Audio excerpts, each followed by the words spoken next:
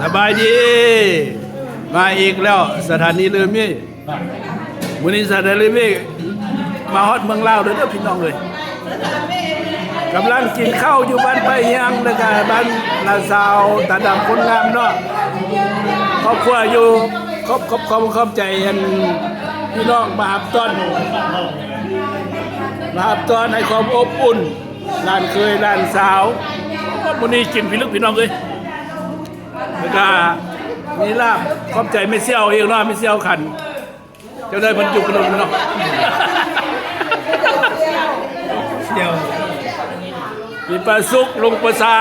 ลุงกี้โอ้พี่น้องอีกหลายคนกันนั่นเอาขอไทยคุ้มไปนึงเด้อผู้สาวเพื่อนนั่นเนาะบ้านไทยฮบเอาแต่พวกผู้เจ้าเนี่ยมันแต่ไม่ยิงปะแต่ไม่ยิงปะขอบใจโอ้เพลงขึ้นจังไรก็ให้มันเข้ากล้องมันดีเลยเนาะเด็ดกิน2 โต๊ะเนาะ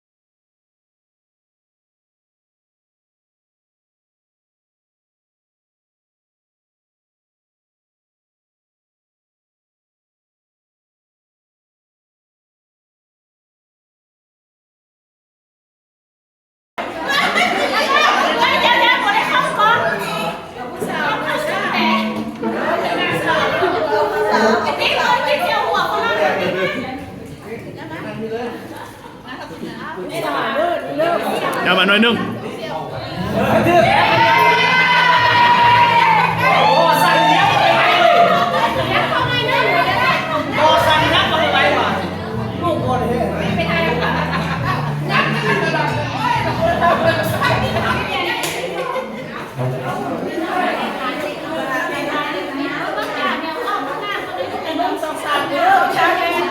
1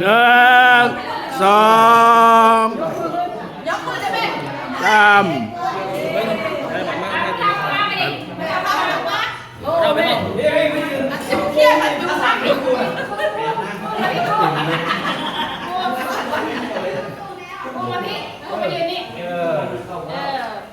บอกยักมาเดียวเรียบร้อยเ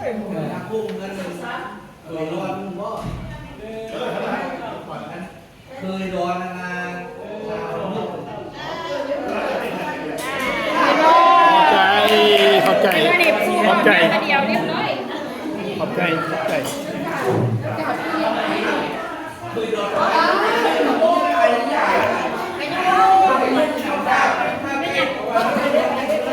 วันนี้กินพิซซ่าได้นี่นะ ไก่สดอ่ะ บอยอัน วิดีโอ บิดเจ้าลงยูทูบ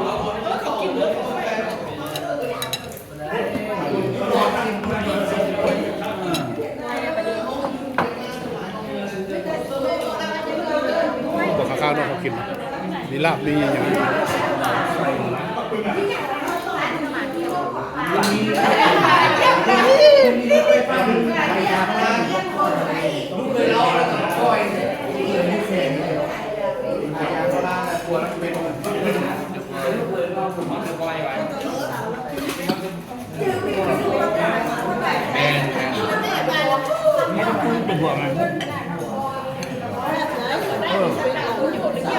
มันลูกไผ่เนี่ย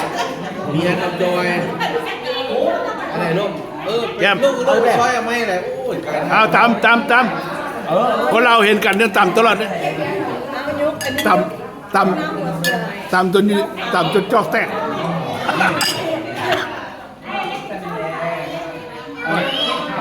ธรรมดามาเมืองลาวต้องกินเบียร์เหล้าตัวน้องคือว่ากินเองกินเนาะ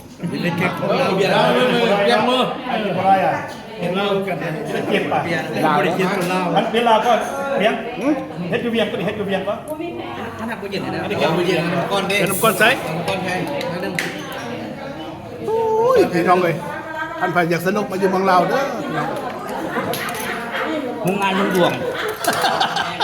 อย่า นั่นน่ะมุงงานเบียร์ยุ่งดวง เดี๋ยวนี้ว่าเงินเขาอุดมสมบูรณ์พี่น้องเลย กินแล้วว่า เงินหลานสาวเพิ่นอยู่พลสวัสดิ์โรงหลานนั่ง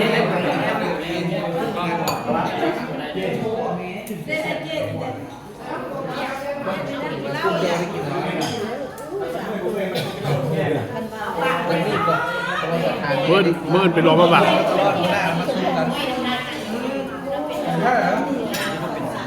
กินข้าวกับลูก